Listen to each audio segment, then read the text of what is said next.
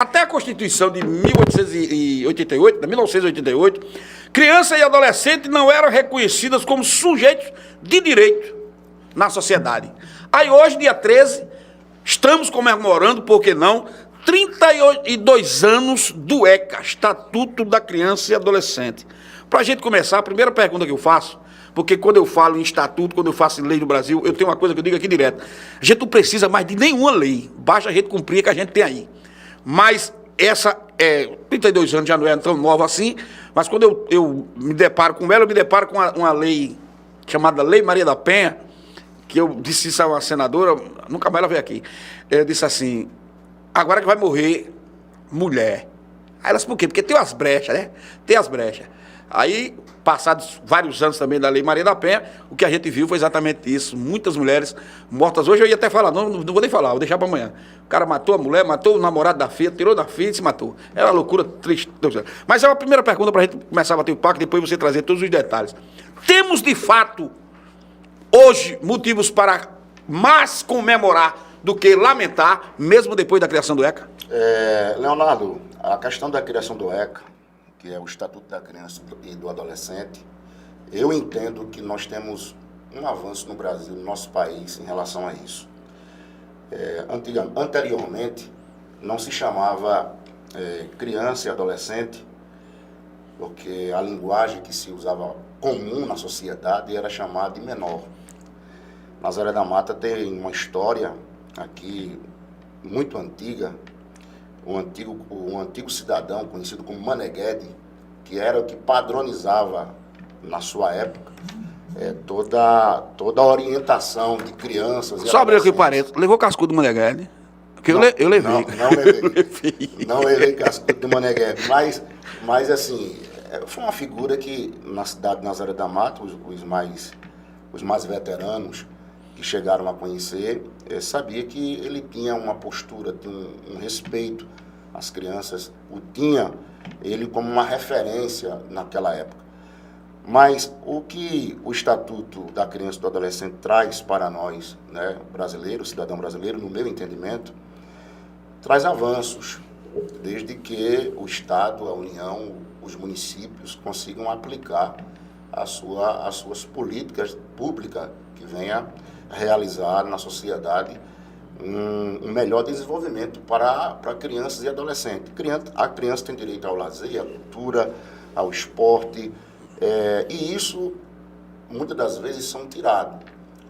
São crianças que a gente observa que, às vezes, não estão na escola, outros estão trabalhando, ajudando os pais, por uma opção para ajudar na renda complementar na família, que também não vejo nenhum demérito. Nós crescemos assim, trabalhando. A família, trabalhando. Mas, quanto mais se investir em educação na criança, na base, na estrutura, nós vamos ter cidadãos melhores. Então, eu acredito, a minha linha de raciocínio em relação ao Estatuto, que nós temos sim o que comemorar no país sobre a criação da lei, né, que rege o Estatuto da Criança e do Adolescente. Eu só faço uma ressalva, que isso eu já sentia desde a época quando eu fui conselheiro tutelar. Eu já fui conselheiro aqui por 2 mandatos. Eu tive um mandato com 774 votos e o segundo mandato com 624 votos. Eu lembro como hoje, o primeiro mandato, quem me entregou o certificado foi o doutor Darlison, delegado de polícia aqui do município de Nazaré da Mata, que hoje trabalha na SDS, aí em Recife, na Secretaria de Defesa Social. E naquela sessão que nós fizemos na Câmara, o doutor Darlison fez um discurso espetacular em relação ao ECA. E lembro como hoje que ele dizia que ou os poderes públicos conseguem entender a política da criança e do adolescente, a política pública da criança e do adolescente, ou nós não vamos ter muitos avanços na sociedade. O que é que ele estava se referindo? No entendimento da época do Dr. Darlison, ele entendia que quanto mais os municípios, o Estado, a União investissem em educação, investissem em cultura, em lazer, em esporte, nós teríamos crianças e adolescentes mais saudáveis e, consequentemente, cidadãos menos problemáticos na sociedade. Deixa eu aproveitar essa tua linha de raciocínio para colocar com você. Eu por falar muito de política aqui também no programa, e tem gente que bate no peito e você não gosta de política. Mas o que você está falando aí, o ECA, ele precisava, ele veio, mas ele precisa da política, do gestor político da cidade, do governador, do presidente, sei lá de novo, para ele funcionar. Porque, no meu pequeno entendimento, o que restou hoje do Conselho Tutelar? Se elege os conselheiros, jogam ele, jogar essa expressão que eu estou dizendo, mas jogam ele numa casa e que ele fique lá esperando as broncas aparecerem, né? Qual é o investimento real do gestor do Conselho, não vou nem dizer Nazaré, mas de qualquer cidade em relação a isso? Eu acho que era o pensamento que tinha aí o delegado naquela época também. Porque uma coisa só ia funcionar com a outra. E quando não há políticas públicas, que isso não deixa de ser política pública, as coisas não vão muito para frente, não. Geralmente, na época quando eu exercia a função como conselheiro, o Conselho Tutelar era ligado direto ao gabinete do prefeito.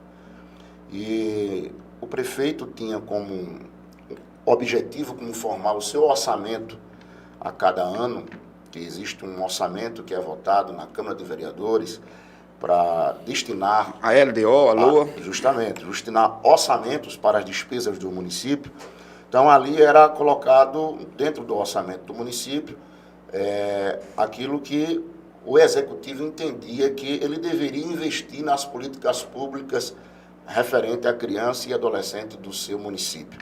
Se eu lhe fizer uma pergunta hoje, você como profissional aqui da imprensa, quanto é gasto em cada bairro em crianças e adolescentes? Qual é o percentual disso? Então, isso é uma discussão assim, didática, porque a gente consegue aprender a questão de orçamento público, a questão de despesa dentro do município, e não deixa de ser também um momento de fiscalização, onde a própria população vai acompanhar o que está sendo gasto de fato com criança e adolescente em cada bairro. Então, qual é o tipo de política que está sendo, política pública, não é a partidária, mas que tipo de política pública está sendo feito no bairro do Sertãozinho para criança e adolescente? É investido lá em quê? Em cultura, lazer, esporte, está lá tendo trabalhos socioeducativos, oficinas temáticas para desenvolver o melhor cidadão. Então, isso é importante a gente tocar nessa tecla.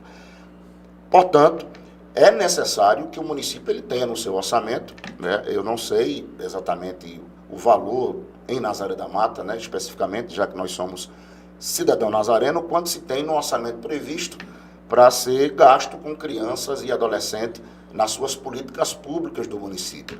Então, baseando-se nisso, eu entendo que nós temos o que comemorar, porque hoje o cidadão ele pode cobrar, ele pode exercer a sua cidadania. Esse direito de questionar o poder público, não é arrumar inimizade, não é arrumar problemas, é saber, de fato, o que está sendo gasto no meu bairro, onde é que está sendo aplicado recursos relacionados à criança e adolescente. Isso é uma coisa muito simples, é comum e não é difícil de se entender. Eu vou concordar com você e vou mais além. Se o cidadão quer ser uma pessoa pública, um político, e ele não entender isso que você falou aí, né, que ele, sendo o público, ele tem a obrigação de ser cobrado, ele vai ser cobrado, e ele tem que aceitar essas cobranças, não de uma forma de partir para brigar, a gente vê aí, por trocar tapa, quando basta o cara fazer uma crítica. Então, se o cara não quer ser criticado, não quer ser cobrado nesse assunto, ele está no lugar errado, né? Ele está entrando no lugar errado. O Mano está colocando um negócio aqui, que aí eu quero aproveitar para fazer uma pergunta a você. Ele colocou aqui, o país e o mundo está mudando devido às novas gerações e novos comportamentos das crianças. Adolescentes e adultos que têm que acompanhar e frear certas atitudes. Por isso, as mudanças nas leis. Eu vou aproveitar essa fala de Mano para fazer a seguinte pergunta a você. A linha, o limite, né, do que a criança pode fazer, do que a criança deve fazer e do que a criança não pode fazer. Talvez as pessoas interpretaram mal quando o ECA surgiu, achando que ela só veio dar direito à criança. Polícia, eu converso com policiais, eles dizem isso, pega o menor, você chamando a galera, pega uma criança ou um adolescente, bate em mim não, me prenda não, que eu sou menor, eu sei meus direitos. E os deveres? E o ECA não trouxe nenhum dever, foi só direito? Não, o ECA trouxe sim. Esse embrulho todo, eu não sou advogado, mas a gente acompanha isso desde um bom tempo. Mas observe, não é somente crianças e adolescentes que chegou nesse patamar de achar que tem tanto direito. Só tem direito, ou só tem direito. Pessoas adultas até, que cometem algum delito, ou cometem algum ato que venha a comprometer a sua vida como cidadão, ele imediatamente já recorre a um profissional e já vai entender um pouco também do seu direito para discutir, né, até onde a justiça pode levá-lo e conduzi-lo para responder a determinado ato que ele venha a praticar. O Estatuto da Criança e do Adolescente existem limites. Adolescente não pode roubar, não pode matar, não pode cometer nenhum tipo de atos infracionais que venha tentar machucar aí a sociedade, ferir a sociedade. Existem limites. E o Estatuto também prevê algumas medidas para serem tomadas, né? O Estatuto chama isso de medidas socioeducativas.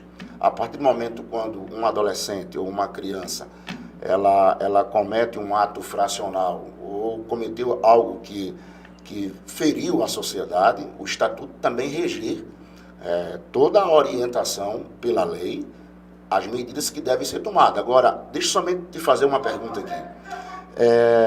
Acontece que muitos dos municípios, principalmente no interior do estado, dos estados, e eu falo aqui para o Pernambuco, eu já tive experiência de visitar outros estados aqui da federação do país, do Brasil, como na região norte, região nordeste, e eu observo que o problema basicamente é o mesmo. O que é que vem acontecendo? Um adolescente comete um ato infracional, tomou uma medida que não deveria ter feito contra um cidadão, e é necessário tomar as medidas socioeducativas com esse adolescente. E aí a gente faz a seguinte pergunta: aonde colocar esse adolescente para que ele possa se recuperar?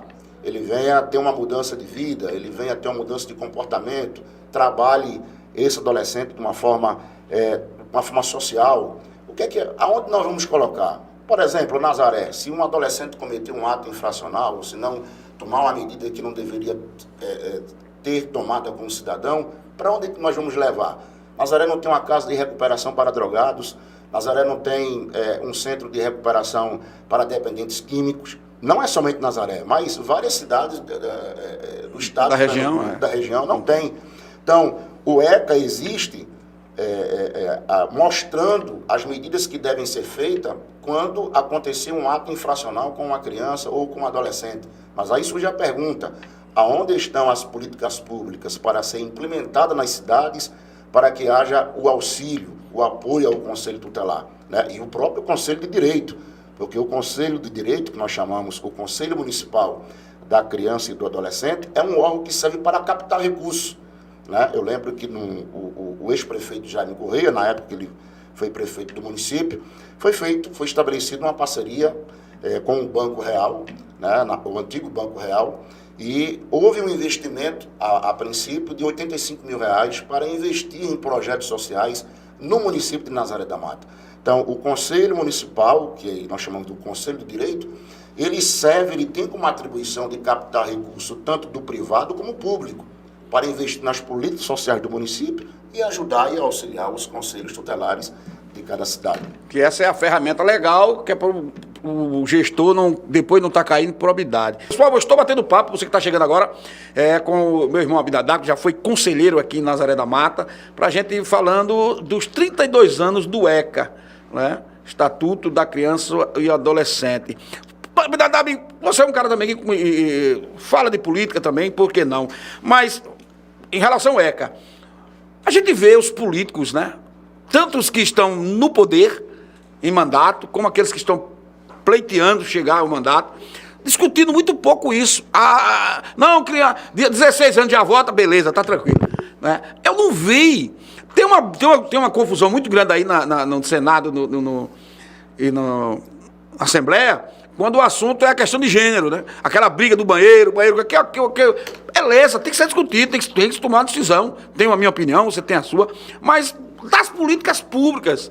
Eu vejo os políticos, os governadores, brigando para construir presídio, que é o último estágio.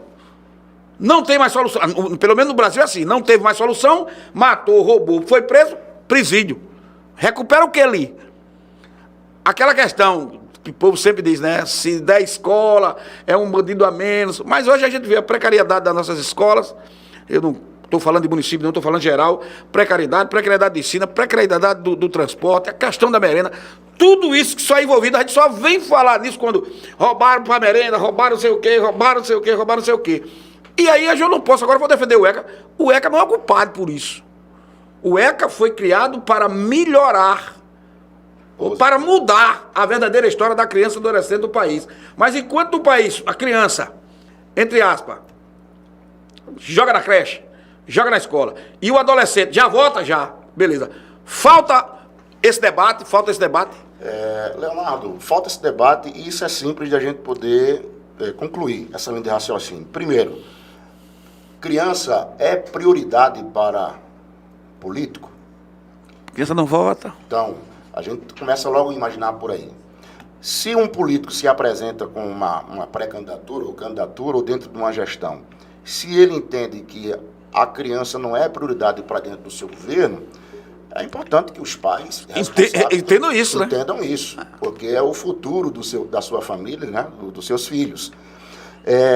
Uma outra discussão que leva muito é a gente discutir na sociedade a política de criança e de adolescente, e que vem hoje rasgando muitos debates, é a questão de gênero, que é uma coisa que pode se resolver. Eu não vejo nenhum tipo de problema para discutir isso, mas está faltando a discussão política sobre o tema. Discutir, cada um vai ter a sua interpretação, cada um tem uma temática, cada um entende de uma maneira diferente, mas isso tem que ser discutido. Agora, obviamente, dentro dos limites, porque a importância dessa discussão, constrói uma sociedade mais forte. Eu estou aqui, o mano está colocando aqui, esses trabalhos de bairro, né? Porque a questão de trabalhar os bairros é para ficar menor e mais fácil de controlar. Né? Mas aqui eu me lembro que teve uma discussão, o vereador uma vez inventou aqui, de fazer a Câmara itinerante. Meu Deus, quase que ele apanha de levar a Câmara, né? Que hoje em dia isso é a maior besteira do mundo, porque a sessão é gravada e transmitida ao vivo. Então, os comentários, eles são reais e na hora que acontece, né? Mas a gente sabe que política no Brasil, me perdoe dizer isso, ela nunca foi e nunca será tratada com seriedade. Nunca foi. O que é que dá mais meme? O que é que dá mais visualizações? Um discurso bom ou uma falha de um vereador, de um prefeito, de um deputado? O cara disse, meu colega foi dormir e quando acordou, estava morto. Isso virou meme. Foi uma falha dele, mas foi uma coisa engraçada. Então, mas o debate político, porque eu vejo a criança assim, o político, se ele tem que pensar de que o que hoje não é problema, pode ser um problema no futuro. Aquela criança ali que você não cuidou, não deu educação, não deu lazer, pode se transformar um problema você lá na frente. Enquanto não pensar isso, não vai se discutir isso. Né? Pois eu tenho essa linha de raciocínio. Então, eu não sei se o seu filho ou sua filha, mas veja o cidadão que está em casa hoje. Se ele chegar em casa, pegar um caderno, um lápis e colocar assim, quanto custa a despesa do meu filho na escola? Então, quanto é que é a despesa do município por aluno? Aí você vai ter uma ideia de quanto se investe em criança e adolescente. Por que as escolas particulares, não estou aqui levantando bandeira, mas de escola nenhuma, mas porque as escolas particulares, elas às vezes têm um preço mais alto. E às vezes até consegue se sair com uma boa educação de qualidade, por bons mestres, por bons professores, porque consegue pensar desde cedo no investimento da criança, no seu aprendizado. Se a gestão pública começar a ter isso como prioridade e começar a entender que o investimento da educação para cada aluno, para cada criança, para cada adolescente é o resultado de uma sociedade melhor, nós teremos dias melhores. Meu amigo Abinadab, Clécia, manda um abraço para a Clécia, ela está dizendo aqui, pura verdade, é um problema para a sociedade. Obrigado a todos que acompanharam aqui esse bate-papo rápido aqui, mas muito proveitoso, né? Eu vou só deixar ele concluir, mas vou dizer assim, se um parlamentar pode ter 50 assessores e a professora, 50 alunos vai ensinar, tem alguma coisa errada aí. Muito obrigado, meu querido. Seja sempre bem-vindo. Você agora já sabe o caminho de casa. Obrigado, Leonardo. Obrigado a todos da TV Diariamente. Forte abraço. Só quero dizer o seguinte, ficamos bonitos. Pelo menos na foto, Na foto, e na imagem. É nóis.